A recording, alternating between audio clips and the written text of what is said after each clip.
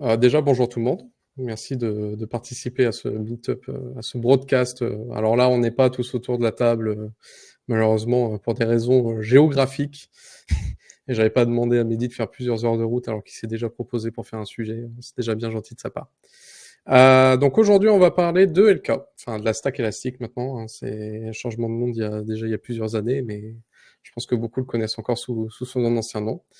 Et donc, ce qu'on vous propose aujourd'hui comme sujet, donc il y a trois sujets. Un premier qui est comment sauver un cluster au bord de l'implosion. Donc un retour d'expérience personnelle chez un client qui avait enfin vous allez voir, qui était dans une situation un petit peu tendue.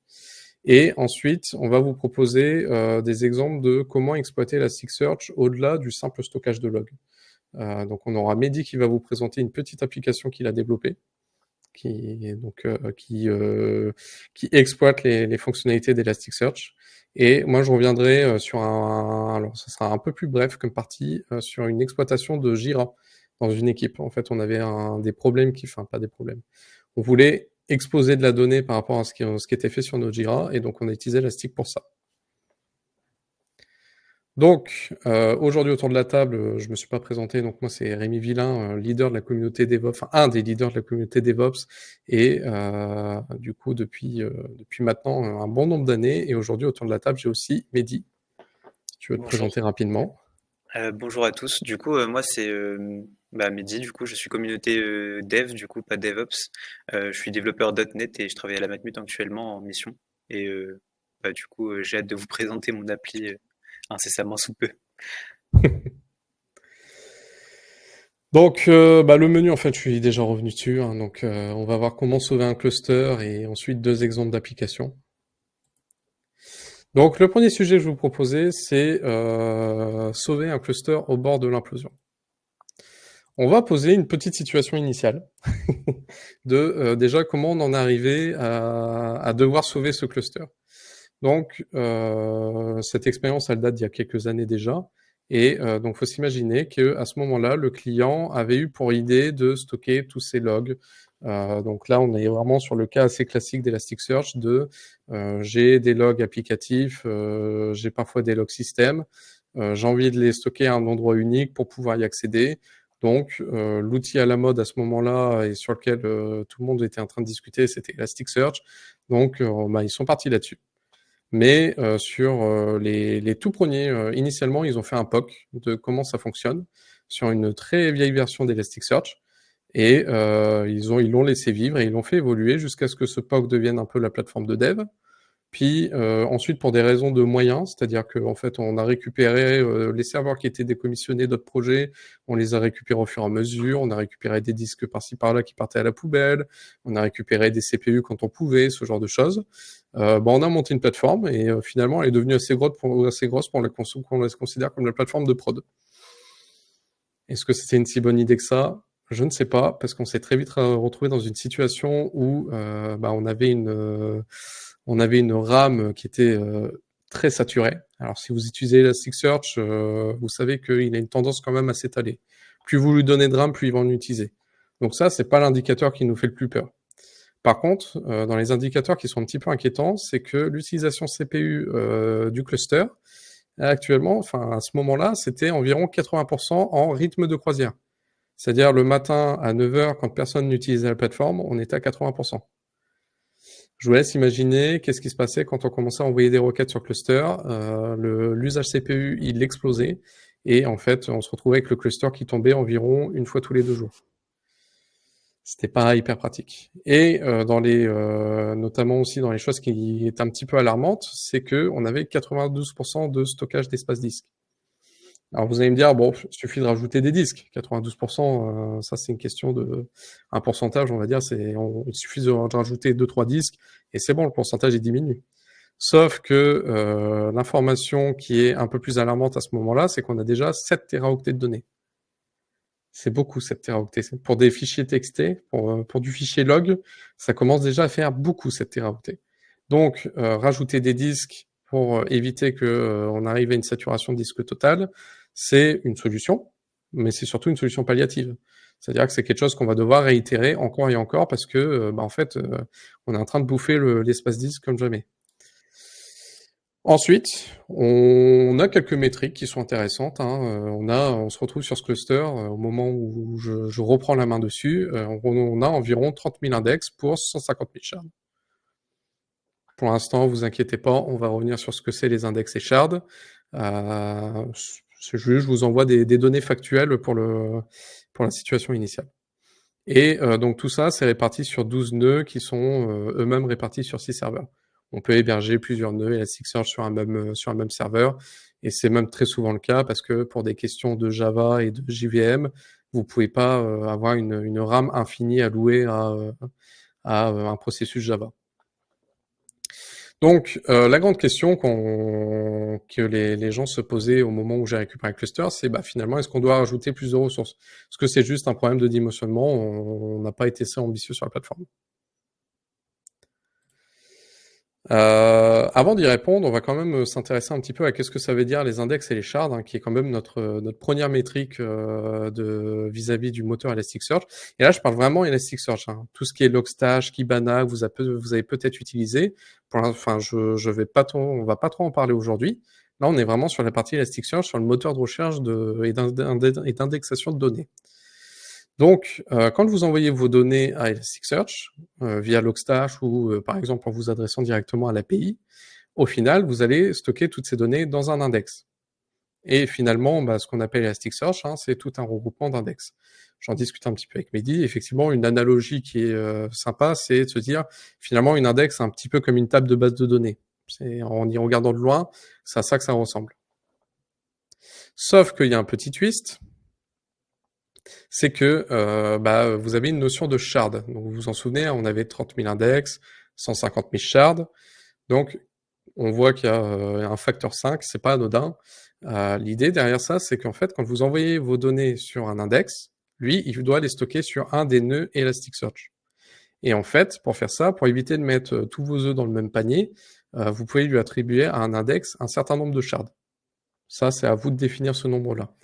De base, il y a au moment où j'ai récupéré le cluster, et historiquement, Elasticsearch a attribué automatiquement 5 shards par index. Aujourd'hui, dans les versions plus modernes, la configuration de base que vous pouvez changer dans les fichiers de configuration Elasticsearch ou via d'autres moyens, c'est une shard par défaut, par index. Donc, c'est quoi une shard? C'est quand l'index reçoit les données, il est réparti entre les différentes shards. Et ces shards vont elles-mêmes se répartir entre les différents nœuds. Ça vous permet d'être un petit peu plus résilient à la panne. Ces shards, bien évidemment, j'en ai pas parlé, mais ils possèdent des réplicas. Vous avez peut-être déjà vu ce mot-clé. Mais l'idée, c'est, par exemple, la shard numéro 1 qui est sur le nœud numéro 1, elle va avoir un réplica qui va se trouver sur un des nœuds au hasard, sauf le nœud numéro 1. Comme ça, si jamais votre nœud numéro 1 il tombe, c'est pas grave, vous pouvez continuer à interroger l'intégralité de vos données. Mais bon, le fait est que donc quand vous envoyez votre document à l'index, lui, il va faire, il a un petit algorithme qui va calculer sur quelle shard il l'envoie et il va répartir la charge du stockage entre les différentes shards. Mais c'est pas que ça une shard. Une shard aussi, quand vous allez requêter de la donnée, en fait, Elasticsearch, lui, il va requêter quand vous allez requêter de la donnée via un index, Elasticsearch, lui, il va consulter les différentes shards de cet index. Et quand vous avez une énorme quantité de données, hein, donc là on parle de millions et de millions d'entrées, par exemple, si vous demandez la moyenne d'une valeur, vous avez dans vos logs par exemple une valeur numérique, vous allez demander une moyenne. Il y a deux approches. Soit vous avez très peu de données dans vos différentes shards, donc 100 000 documents, c'est considéré comme très peu de données, et dans ce cas-là, il va la calculer la moyenne exacte. Quand vous commencez à avoir des millions et des millions d'entrées, pour éviter de prendre trop de temps, et si vous utilisez l'API sans customiser les différents paramètres, en fait, il va vous renvoyer une approximation. Il va utiliser les X centaines premiers milliers de résultats, il va faire l'approximation par rapport à ça, et il va vous faire une approximation sur chacune des shards, et il va faire la moyenne de tout ça, il va se débrouiller, il va faire sa tambouille pour vous renvoyer cette valeur. Ça permet d'accélérer un petit peu le processus. Donc en fait, au niveau du sharding, entre le choix d'avoir une seule shard ou plusieurs, il peut y avoir des questions de performance, de vitesse de réponse, etc. Donc moi, je suis arrivé. Donc on m'a dit le cluster, là, il a un problème, c'est qu'environ tous les 2 jours, il faut le redémarrer à la main parce qu'il y a un nœud qui tombe, qui emporte le deuxième, le troisième, le quatrième. Donc Rémi, qu'est-ce que tu peux y faire? Très bien, pas de souci, je vais regarder ça. C'est quoi la doc? Enfin, c'est quoi les patterns qui existent? Donc, je commence à regarder. On a des patterns qui ont, enfin, on a des index qui ont vécu un peu plus de 4 ans. Enfin, on a des index qui datent il y a un peu plus de 4 ans, d'autres qui ont moins de 6 mois. Il y a des patterns d'index, donc c'est-à-dire que je vois que certains patterns, certains noms d'index avec la date du jour, ils reviennent, ils dépassent pas un certain âge. D'autres au contraire sont très anciens. Très bien, et je leur dis, bah ok, c'est quoi les contrats entre guillemets que vous avez avec vos clients? Donc les clients, c'est ceux qui nous envoient les logs, quoi. Et là, on me dit, bah bonne question, on sait pas. Donc finalement, on n'avait rien tracé des échanges qu'on avait eus. Donc on fournissait une plateforme, on avait des gens qui l'utilisaient, mais on n'avait pas réellement de règles qui étaient prédéfinies. Donc ça déjà, c'est un petit problème. Parce que bah, faut s'imaginer qu'Elasticsearch, c'est un moteur de recherche, ça vous permet de sortir de la donnée, ça vous permet de sortir vos logs, mais au bout d'un moment, c'est pas de l'archivage de données non plus. Il y a d'autres mécaniques pour faire de l'archivage de données sur du très long terme. Là, en l'occurrence, pour le client en question, il y avait par exemple des thématiques de données de santé. Donc il fallait garder des données pendant des dizaines d'années, par exemple, ou des données légales. Mais à ce moment-là, c'est peut-être pas le meilleur endroit pour stocker, c'est peut-être pas Elasticsearch. Ou on verra, il y a peut-être des mécaniques pour gérer ça un peu mieux. Le second point, c'est, on va faire un petit peu de maths. 7 téraoctets de données qu'on divise par 150 shards, 150 000 shards, pour avoir un ordre de grandeur de, en moyenne, une shard, elle stocke combien de données?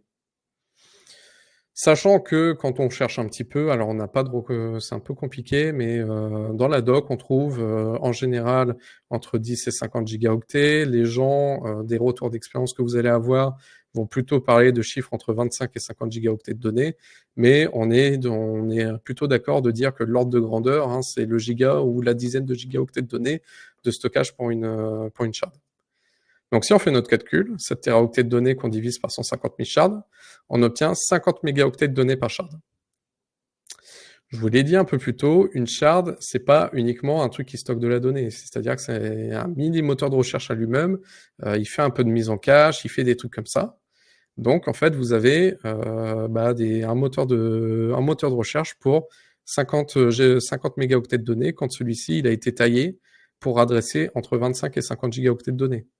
Vous avez un facteur 1000 en fait sur cluster. Donc là actuellement, on a 1000 fois trop de shards. Concrètement, c'est ce qui est en train de se passer. Donc, va falloir faire quelque chose. Va falloir faire quelque chose, surtout que le cluster, comme je l'ai dit un peu plus tôt, il tombe tous les 2 jours. Donc là, c'est plus possible. Va falloir qu'on corrige tout ça.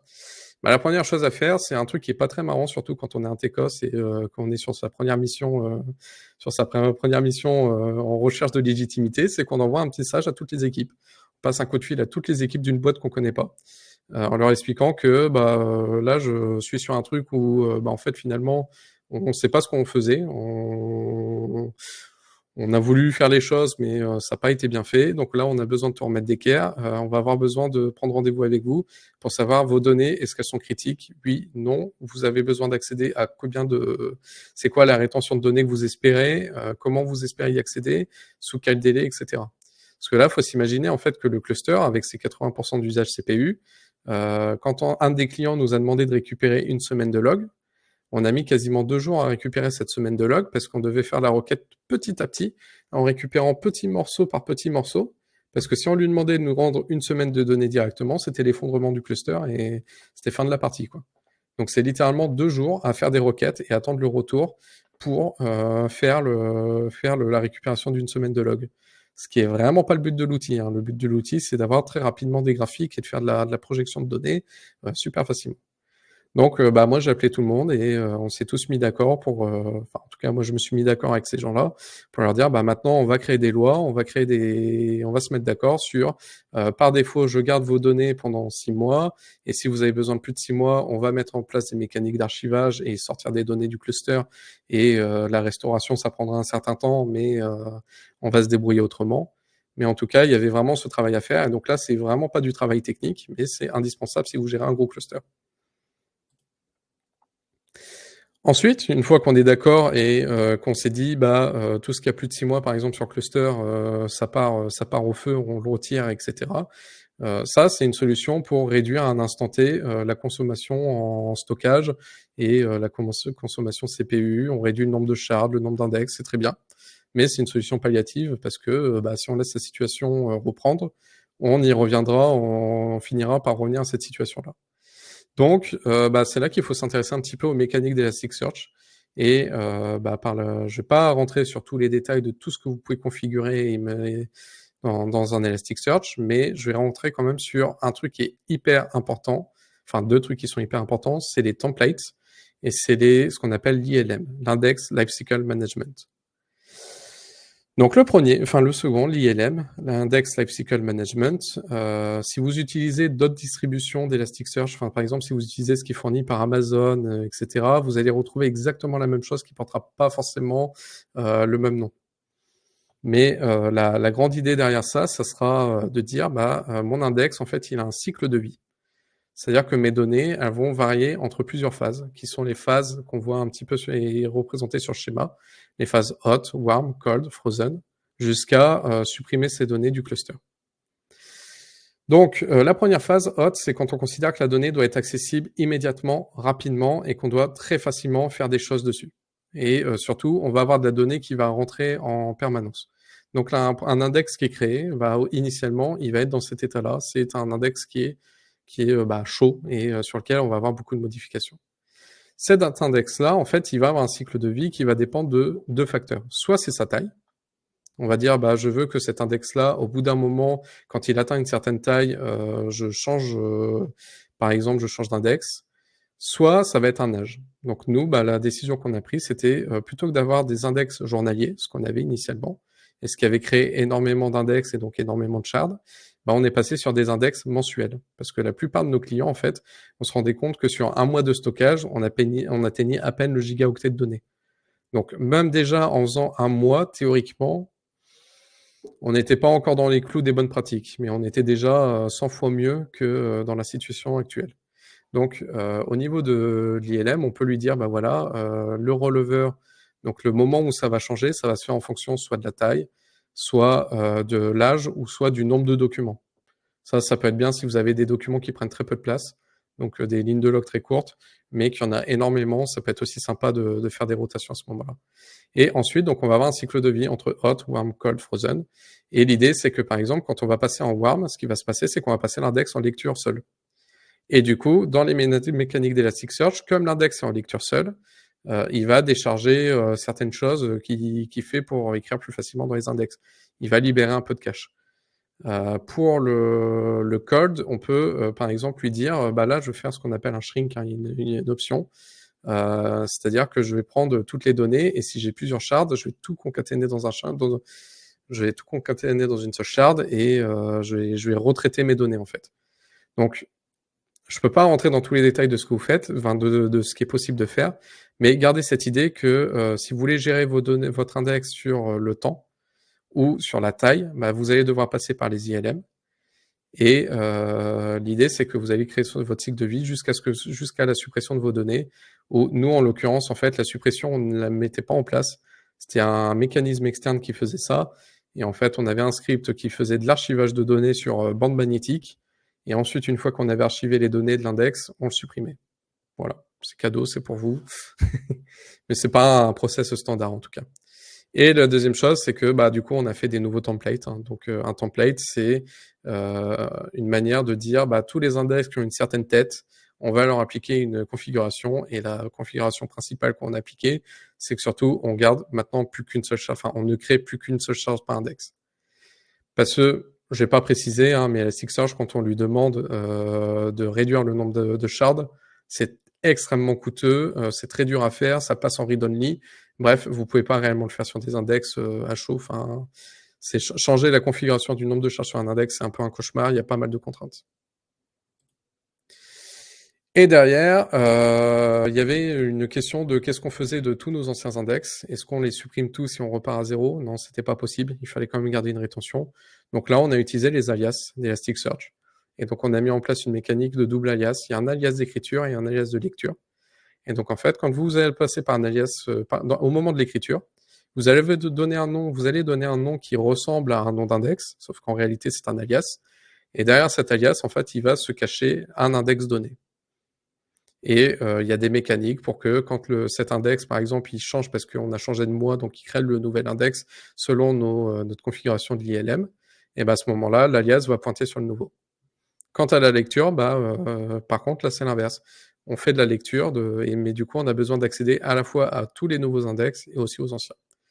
Et ça, au-delà du problème de cluster qu'on avait, je pense que c'est plutôt une bonne pratique que vous devriez mettre en place, de passer par des alias. Ça vous permet d'avoir beaucoup plus de flexibilité sur ce que l'utilisateur, comment dire, sur la gestion de vos index. Et par exemple, si vous voulez à un moment faire un changement de nom d'index, un changement de nomenclature, si vous passez par des alias, c'est beaucoup plus simple. Enfin, pour terminer ce petit talk, je suis passé assez rapidement, mais je vous ai dit que le cluster tombe alors que c'était de la prod. Pas de panique, il n'y a pas eu de perte de données, ou pas qu'on sache, parce que on a utilisé notamment Kafka. Donc Kafka, c'est pas le but de la présentation de vous présenter l'outil, mais c'est un gestionnaire de piles. Donc il est capable lui d'empiler de la donnée sur un intervalle de temps défini. Donc lui en l'occurrence c'était 3 jours. Donc il gardait toutes les données qui étaient plus récentes, enfin entre guillemets les données qu'il recevait, il les éliminait qu'au bout de 3 jours. Et du coup, quand le cluster tombait, en fait, la pile Kafka continuait à augmenter. Et quand on arrivait à redémarrer le cluster, là, on dépilait tout ce qu'il y avait sur Kafka. Donc souvent, le cluster retombait une deuxième, une troisième fois, hein, le temps de tout dépiler, hein, parce qu'évidemment, c'était pas drôle sinon. Mais en tout cas, on avait toujours la donnée qui était à un endroit. Et du coup, si vous avez ce besoin d'avoir un tampon et d'être certain de ne pas perdre la donnée, moi, je vous conseille fortement de mettre un utilitaire de pile type Kafka devant votre cluster. Et dernier outil qui était bien sympa, c'est Cerebro, c'est ce qu'on voit à droite. C'est une interface graphique qui va se connecter sur vos différents nodes et qui va vous faire des comptes rendus de l'état de vos nodes, de l'état de vos index, combien de shards, où sont stockés les shards, etc. C'est hyper pratique quand vous avez besoin de faire ce genre d'analyse. Pour ma part, du coup, je vais vous parler d'un projet que j'ai eu il y a à peu près 2 ans et demi environ. En fait, j'étais sur un stream Twitch. Je vais passer la slide juste après, vous inquiétez pas. Donc le stream Twitch parlait en fait du fait de pouvoir suivre l'avancée des jeux vidéo auxquels on était.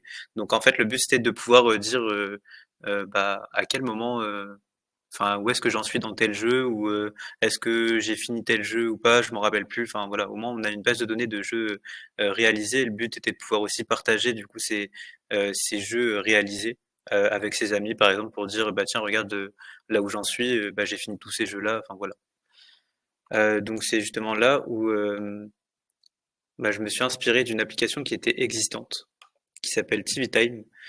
Sauf que c'est pas dans le même domaine. En fait, c'est la même chose, mais pour les séries et les films, par exemple, si vous avez vu tel film ou telle série, et ben vous pouvez du coup sélectionner les films que vous avez vus avec les séries, là où vous en êtes, les épisodes que vous avez vus. Et en même temps, ils peuvent aussi bah, suggérer du coup des jeux ou enfin des films du moins dans ce cadre-là en fonction de ce que vous avez vu. Donc l'application s'appelle Timey ou Timey en anglais. Et en fait, cette application-là permet de pouvoir, bon là c'est la version web, mais il y a une version. Ah, merci Grégory pour le partage. En gros, le site permet de pouvoir lister les jeux que vous avez, etc.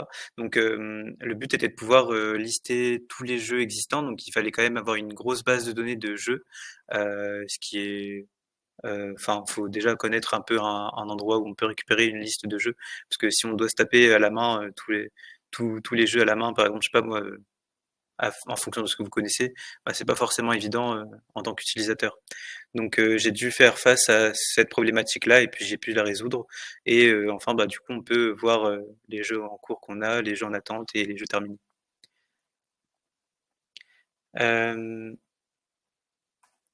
Donc pour cette application-là, j'ai utilisé .NET Core 3.1, donc c'était il y a 2 ans et demi, donc forcément aujourd'hui c'est .NET 8 et on est bien loin de ce que c'est aujourd'hui, avec Ionic Angular et Elasticsearch pour la barre de recherche, et enfin PostgreSQL pour stocker toutes les données importantes. Pour mieux comprendre, en fait, on va avoir une application qui est côté front, qui est en Ionic Angular, qui lui va pouvoir, bah, c'est votre visuel du site. En fait, c'est quand vous arrivez en tant qu'utilisateur sur le site, ce que vous voyez, c'est C'est le visuel du site, c'est Ionic Angular, c'est le front. Et ensuite, lui va faire appel à l'API du coup en .NET Core et qui lui, en fonction des demandes qu'on va lui faire, va envoyer les données dans PostgreSQL ou alors dans Elasticsearch pour récupérer du coup ce qu'il a besoin. Donc c'est à ce moment-là où on va voir comment est-ce qu'on fait la part des choses sur ces recherches-là. Donc pour la démonstration, je vais vous faire un partage d'écran et je vais vous montrer exactement comment est-ce que tout fonctionne et vous allez comprendre, je pense, assez facilement. Donc là, je suis sur la page de IGDB. En fait, IGDB, c'est une API qui existe et qui permet de pouvoir récupérer une liste de jeux. C'est ce sur quoi se base du coup Twitch. Enfin, c'est propulsé par Twitch, on va dire, qui lui a une petite équipe qui s'occupe de cette base de données. Donc cette base de données-là permet en tant qu'utilisateur, moi par exemple, je peux m'inscrire sur Twitch et demander à avoir accès à cette API-là. Et en faisant ça, je peux faire des appels pour récupérer par exemple tous les jeux qui existent, donc sous forme de pagination. Donc on va partir sur .NET. Donc sur la partie .NET, on va pouvoir voir ici sur GetGames, en fait ça va aller envoyer une requête sur l'API de Twitch, du coup, avec IGDB, et donc il va récupérer les jeux avec du coup les noms, le slug, la catégorie. Il y a pas mal d'informations en vrai là-dessus. Si on regarde sur le site, vous allez voir, il y a pas mal de choses. En vrai, vous avez le moteur de jeu, la localisation, les modes, enfin plein de choses qui peuvent être intéressantes pour les recherches. Donc ces éléments-là vont permettre d'alimenter du coup la base de données du serveur. Donc si on regarde du coup la liste de mes jeux dans PostgreSQL, donc là on peut voir qu'il y en a énormément. Enfin énormément, après je pense que tout est relatif. Il y en a 282 000. Donc là on peut le voir ici, 280 935 lignes avec des jeux et du coup il y a toutes les données. Donc le nom, le slug, la description.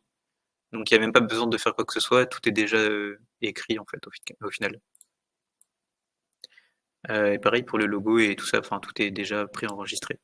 Donc moi je ne sauvegarde que ces données-là. Donc après il y a aussi les rates, enfin les age ratings, donc c'est savoir à quel âge est-ce qu'on a le droit de jouer à ce jeu, les keywords, enfin il y a pas mal de choses. Mais bon, c'est pas forcément le sujet. Donc moi sur mon site en question, j'utilise Elasticsearch pour pouvoir gérer cette recherche-là.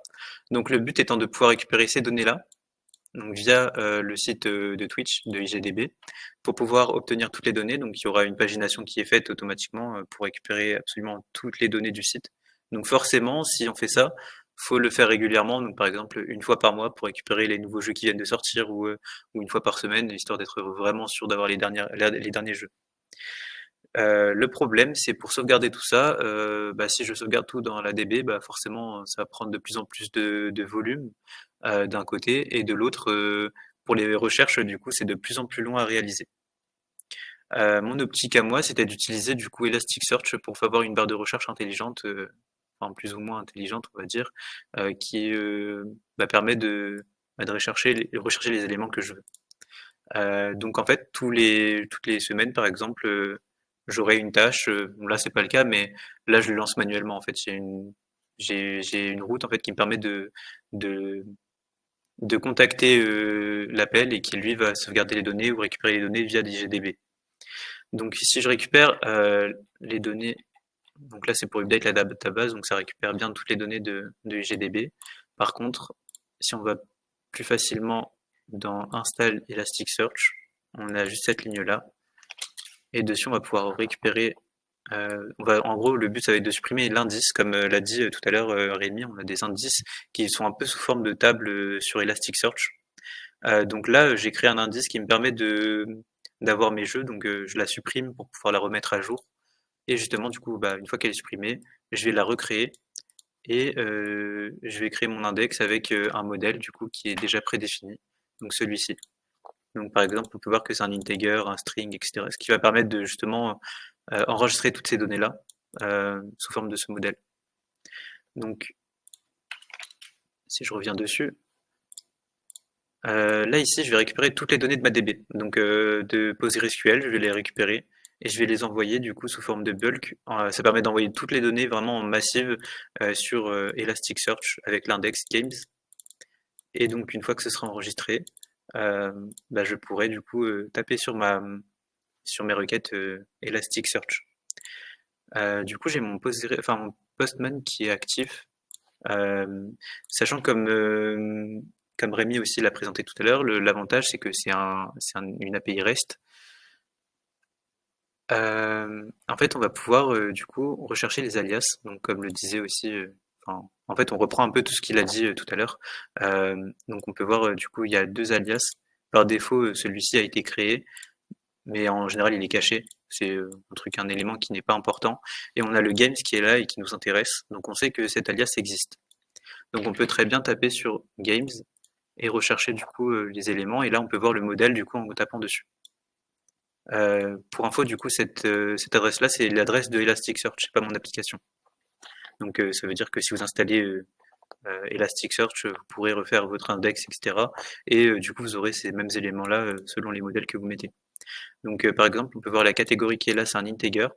Et si je vais ici même, que je vais dans mon modèle ici, la catégorie ici, c'est bien un integer du coup. Donc, on va voir un peu la même chose pour tout. Donc, ça, c'est vraiment juste la forme que va prendre nos données. Et on peut aussi rechercher du coup en faisant /_search et send. Et là, du coup, on peut voir les premiers éléments. Donc là, on peut voir les premiers éléments. Donc si c'est par exemple là par défaut, genre si je mets aucun paramètre, bah je vais avoir les premiers jeux qu'il va trouver, ça va être celui-ci. Et si je vais sur le site, du coup, forcément, on retrouve à peu près la même chose puisqu'il n'y a pas de filtres qui sont réalisés. Maintenant, lorsqu'on veut faire une recherche, on va aller se baser sur Game Controller. Donc ça va être string name qui est là. Donc on va récupérer le nom du jeu qu'on va écrire. Donc par exemple, si je vais taper, je sais pas moi, Rocket League, admettons. Donc là, on peut trouver pas mal de choses. Donc ce string là, ça va être le name en fait qui est là. Donc il va aller rechercher les jeux qui sont là via Elasticsearch avec cette forme là.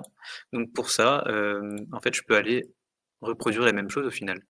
Je peux aller dans le body, aller en row en JSON et je peux écrire exactement la même chose.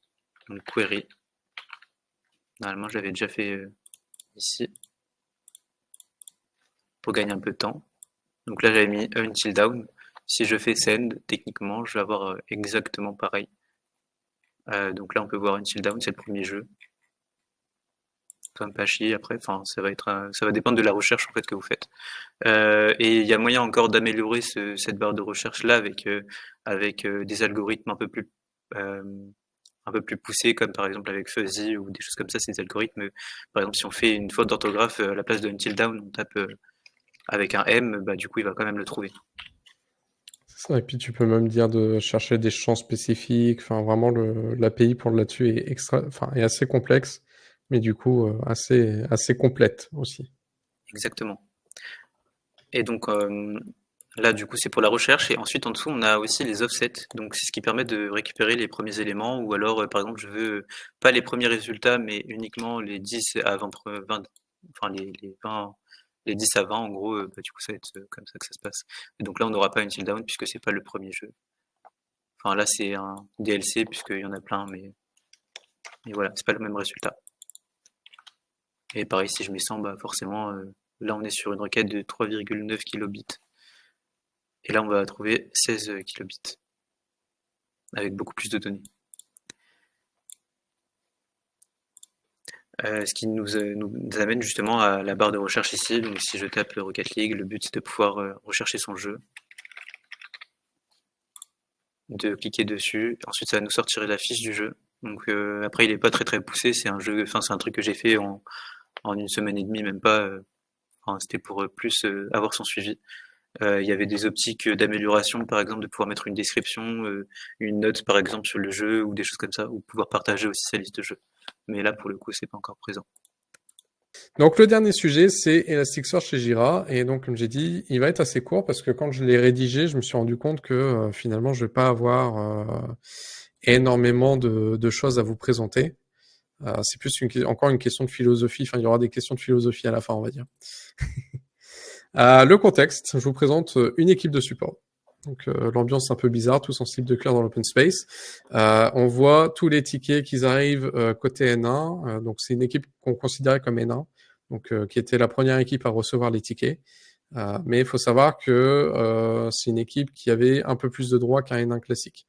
En général, on avait les droits sur pas mal d'applications en tant qu'administrateur, donc on pouvait faire quand même des choses qui étaient déjà assez avancées, qui rentrent déjà un petit peu dans les activités du N2. Mais le fait est que dans cette équipe, on avait un ressenti que on était sous l'eau et ça faisait un bon petit moment que on s'en sortait plus, qu'on n'avait plus le temps de tout traiter, qu'on était obligé de bazarder les tickets au N2 ou N3 sans traiter parce que et eux ils étaient pas contents parce que ça leur fait plus de travail et que eux ils préfèrent s'occuper de leur plateforme plutôt que de répondre aux utilisateurs qui ont des soucis. Et donc, on a remonté ce problème-là et la direction nous a dit, vous êtes bien gentil, vous êtes bien mignon, mais votre ressenti, entre guillemets, il n'est pas factuel, quoi. Donc, on s'est dit, c'est cool. L'avantage, c'est que nous, on a rationalisé tous nos canaux. Donc, toutes nos demandes, elles passent par Jira. Donc, à partir de ce qui est dans Jira, on devrait pouvoir justifier cette surcharge. Donc, il y avait globalement deux solutions à ce moment-là. C'était de dire, c'est la solution qui avait été adoptée par le chef d'équipe à ce moment-là, c'est qu'il avait planifié de sacrifier tous ses vendredis après-midi pour cliquer sur les tickets Jira un à un sur l'IHN et tout rentrer dans un tableau Excel pour prouver que par A plus B que on était en surcharge de tickets dans l'équipe. Moi, un vendredi matin, un vendredi après-midi, je passe à côté de lui, je regarde par-dessus son épaule ce qu'il fait, par curiosité, je vois ça, je dis, je pose la question, et il m'explique ce truc-là, je lui dis, je pense que Jira, c'est assez bien fait pour avoir une API. Globalement, si on récupère les données avec un outil de scripting, Bash, Python ou PowerShell ou peu importe avec quoi vous êtes à l'aise, derrière c'est du JSON. Du JSON, ça se stocke bien et ça se récupère bien avec du Elasticsearch. Et j'avais entendu parler d'une base de données Elasticsearch qui était mis à disposition pour les projets. Donc je me suis dit, franchement, il y a peut-être moyen qu'on fasse un truc sympa. Et donc, une semaine de boulot plus tard, une boîte de thé écumée. Et en disclaimer, je tiens à dire que sur cette semaine de boulot, il y a environ 3 jours avec lesquels je me bats avec l'équipe d'Elasticsearch pour obtenir des accès. Donc après ce temps-là, finalement, j'ai extrait tous mes tickets Jira et je les ai stockés sur mon Elasticsearch. Donc j'ai plus accès à ces plateformes-là, je peux pas vous montrer en live tous les index, etc. Mais devant la volumétrie excessive de 7000 tickets par an, j'ai décidé de faire un index par an, donc 7000 documents dans un index, ça devrait à peu près survivre. Alors si on revient à ma première presse, j'ai pas été sympa parce que du coup j'ai une charte qui stocke quelques kilooctets de données ou quelques mégas tout au plus, donc j'ai pas été sympa pour les administrateurs du cluster, mais ça c'était pas le mien, donc c'était leur problème. Mais le fait est que très rapidement j'ai pu dégager des informations très très pertinentes, enfin très sympas, juste avec vraiment les champs de base de Jira, de dire déjà quand est-ce que les tickets sont apparus, la date de création du ticket. Et j'ai pu graffer ça sur les dernières années pour vérifier que effectivement 2021 et 2022, on a reçu quasiment 30%, je sais plus si c'était 30 ou 40% de tickets en plus par rapport aux autres années, et que 2023 est en train de suivre la même tendance. Donc on est sous l'eau depuis 3 ans, et depuis 2 ans et demi, on s'en est rendu compte, et là on a la donnée factuelle, quoi. Et donnée intéressante, on pourrait dire ouais, mais est-ce que vraiment vous passez tant de temps que ça sur les tickets? Notamment dans les équipes affectées, on récupérait l'information des équipes affectées, on se rendait compte que notre équipe de N1, elle traitait les tickets se terminaient à 48% dans notre équipe de N1. Donc en gros, la moitié des tickets qui arrivaient, c'était réellement pour nous et pour notre équipe à traiter. Donc ça, c'est des données qu'on a pu en quelques secondes, non, une petite semaine, mais en tout cas, qu'on a pu mettre en perspective. Et l'avantage, c'est qu'une fois que vous avez fait ce travail-là, vous pouvez, ce graphique-là, il est dynamique dans le temps, quoi. Vous allez pouvoir vérifier l'avancement dans le temps. Et je vais pas rentrer dans les détails de comment j'ai extrait la donnée, comment je l'ai insérée et comment j'ai fait les graphes. Pour ça, on a déjà fait des talks là-dessus côté communautaire. Vous pouvez retrouver des super replays sur YouTube. J'en profite pour faire ma pub. Mais globalement, l'idée, c'est que ça a été très très rapide pour sortir ce genre d'analyse qui, autrement, manuellement, demande quand même des journées de travail, quoi, voire des semaines de travail. Petit cadeau, mais surtout ça permet d'aborder un sujet, c'est que globalement, nous, on a demandé à rajouter des champs dans Jira, par exemple. Donc là, on lui a dit, bah nous, on veut que tu rajoutes un champ qui s'appelle capitalisation.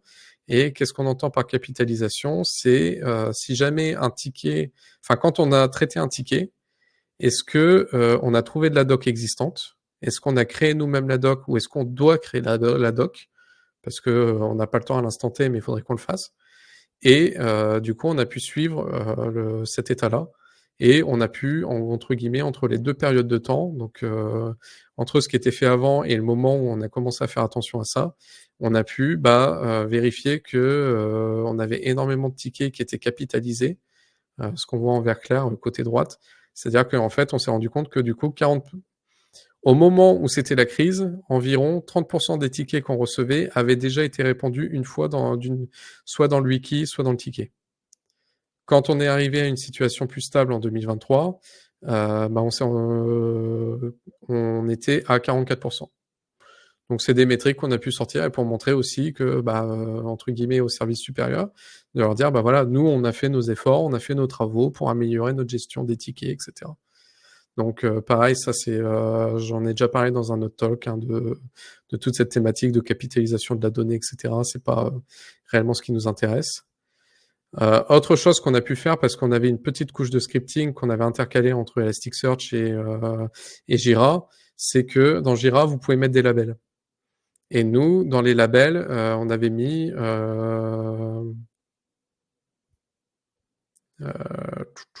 je suis en train de me rendre compte que c'est pas le bon truc, mais c'est pas grave. L'idée est là. Si, ça doit être ça. On avait mis un label qui s'appelait PP, passe plat. C'était les tickets sur lesquels on n'avait aucune valeur ajoutée. Et donc, ça nous a permis de quantifier le nombre de tickets qui comme ça. Vous allez dire, bon, cette information, elle est sympa, mais pas forcément utile. Si, parce que du coup, on a entamé des travaux pour faire des scripts, on va dire de l'automatisation. Quand on recevait un ticket côté NA, on avait un script qui faisait une lecture automatique. Et en fonction de certains mots-clés, on les envoyait directement côté N2 ou N2 qu'il fallait. Et du coup, on a créé un nouveau tag qui était PPA, passe-plat automatisé. Et ça nous a permis de quantifier très facilement le nombre de passe-plats automatisés qui ont été faits sur une période de temps, ce genre de choses.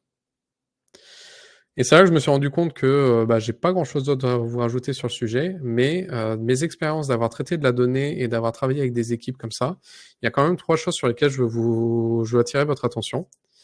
La première, c'est faites attention à pas surcompliquer votre modèle de données dans votre index. C'est-à-dire que c'est très simple de rajouter des champs, de rajouter des choses à la donnée que vous recevez. Mais au bout d'un moment, il va se poser le problème de la personne à vouloir avoir le modèle de données parfait, à vouloir vous rapprocher trop près du soleil. Les personnes qui vont vouloir l'utiliser vont se brûler et en fait vont pas réussir à l'utiliser. Et finalement, toute votre collecte de données, toute l'analyse que vous pourriez fournir, ça va disparaître parce que l'outil est trop complexe. Deuxième point sur lequel je veux attirer votre attention, c'est très simple de travailler avec de la donnée dans une équipe. Quand on nous a demandé, OK, c'est cool, est-ce que vous pouvez aussi traiter les tickets des autres supports de la même manière, avec les mêmes outils pour ressortir des données? Ça, c'est compliqué parce qu'eux, ils n'avaient pas les mêmes standards, ils n'avaient pas les mêmes labels, ils n'avaient pas les mêmes choses comme ça. Donc, on s'est retrouvé dans la situation on a plusieurs standards, on va créer un standard pour les unifier. Sauf que le temps que les équipes l'adoptent, il y a encore eu des changements et du coup, en fait, on avait juste créé un standard de plus parmi tous ceux qui existent. Et finalement, quand vous allez travailler sur ce genre de thématique, je vous invite vraiment, la standardisation des données, c'est une clé de voûte et c'est un truc qu'il faut régler le plus tôt possible, sinon vous allez avoir des dérives sur vos clusters. Et enfin, le dernier point d'attention, c'est à chaque fois que j'ai traité des données qui étaient liées aux performances d'une équipe, là par exemple le nombre de tickets traités par une équipe, dans les choses que j'ai pas fait apparaître exprès et sur les choses que je refusais de collecter, c'était la note des utilisateurs et la personne qui a traité le ticket. Parce qu'en fait, du coup, ça rendait super facile de faire un graphe de qui a la meilleure moyenne sur les tickets. de dire, bah, par exemple, Rémi, il a 4,47 de moyenne, enfin, il a 4,47 étoiles en moyenne, alors que Jean-Michel, il a 3,93. Donc, Jean-Michel est moins bon que Rémi à traiter des tickets. Et si vous voulez pas faire peur aux équipes, etc., faut vraiment faire attention à ce que vous exploitez, parce que ça peut rendre un outil qui est très puissant et qui sert énormément une équipe, ça peut le rendre entre guillemets un petit peu malveillant, quoi.